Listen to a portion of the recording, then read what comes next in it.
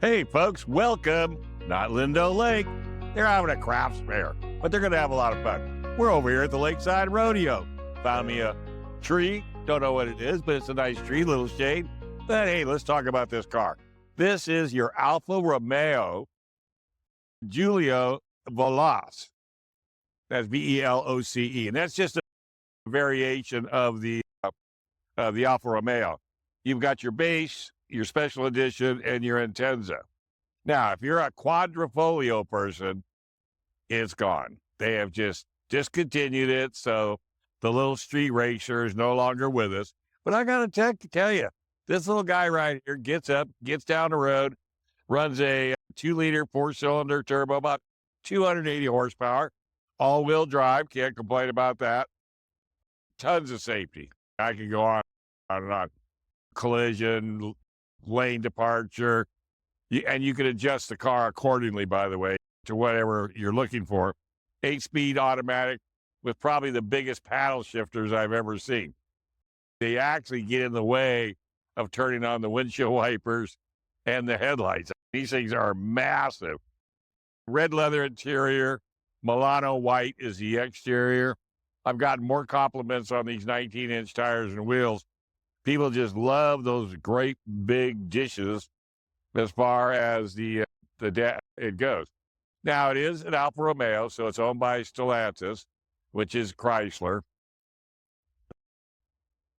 It's having a little struggle, but I don't know why, because the competition for what, 53,890, it's up against BMW, it's up against Mercedes. There's all kinds of ways to go with it.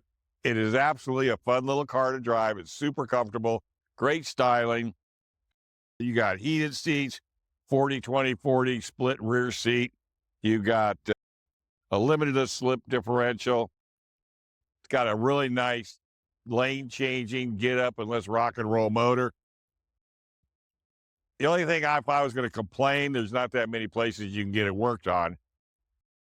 Their dealer network is somewhat small. But other than that, I didn't have a problem with it whatsoever. You got a lot of race-induced items, like a carbon fiber drive shafts. You've got all sorts of diffusers on the rear and the front. So it's like a little racer. You do have your wireless charger. You got rain-sensing wipers. And if I just stand back, it's really a nice looking little sedan. It's got the sunroof with a nice net screen that you can slide back and forth. You can actually open the sunroof. So it's really a stylish car when you really stop and think about it. Let's go ahead and take a look at the front and we'll work our way around. All right, so here's your distinctive Alfa Romeo grille. They have been carrying this grille style for as long as I can remember. They cup it with your typical logo. It's green and red with the silver and then the black. That has been around forever. But look at the front lip, that lower lip. Look how well sculptured it is. And that has everything to do with getting through the air. It's like I said, I can't explain to you how much race ready this little car is. And again, for the price, it's well worth the drive. You've got the Veloce logo along the side, very distinct, which is nice. Other than that, it's pretty trouble-free. You like red? It's got red interior. Now, I don't know if it's me or what, but I'm having nothing but troubles with the instrumentation. I have been all over this thing trying to get a tachometer to jump up on the left side of the dash, and it will not come up. I don't know what it is. I know these cars are pre-production, so it might be an issue there. But other than that, the only other quibble I would have is like mileage and a clock and all that. Very small numbers and letters. You really got to squint. See what I was talking about, these paddle shifters? Look at these monsters. And they're mounted to the steering column, which is what I like. I like them on the column. That way, if I'm going around the track and I'm turning and I need to downshift, I don't want to have to go hunt for the paddles. They're right there. They're mounted on it. So that tells me it's race inspired.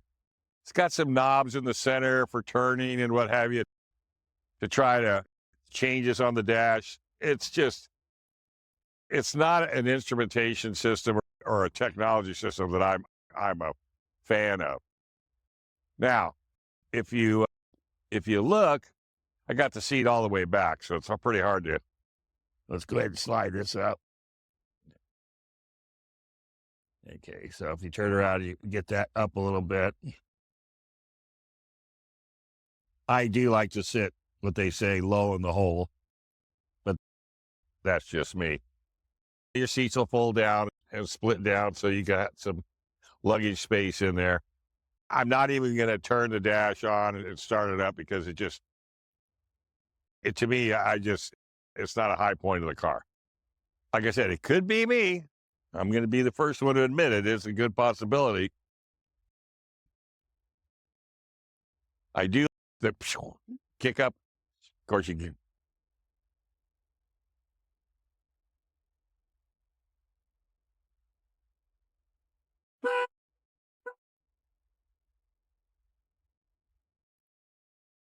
Well, wasn't that fun? I guess it didn't like the trunk opened. All right. So interesting enough, you got your handles here so you can drop the second row seats. So those are nice. So you don't have to try to fool around on the inside. They've even got, if you look, the seats are striped, which is interesting. Not quite sure what this is. Anyway, plenty of storage space to put your gear in as well. You've got your nice diffusers in the back. Like I said, it's about as close to a little race car as you could possibly get yourself into. $45,995 base on this model. You can get into it for as low as $43,995. It's got about $6,000. Got about $6,000 worth of options. You can go online to alfaromeo.com and check that all out. Totaled out at $53,890, 23 city, 31 highway, and 26 combo. So there you go. If you're into Alfa Romeos, might not be a bad way to go. At least throw it in the loop if you're looking for a car in that 50 to 60,000 mile range. All right? Hey, drive safe. Keep going to MrDaveStall.com. Like, share, and subscribe. And we'll see you down the road.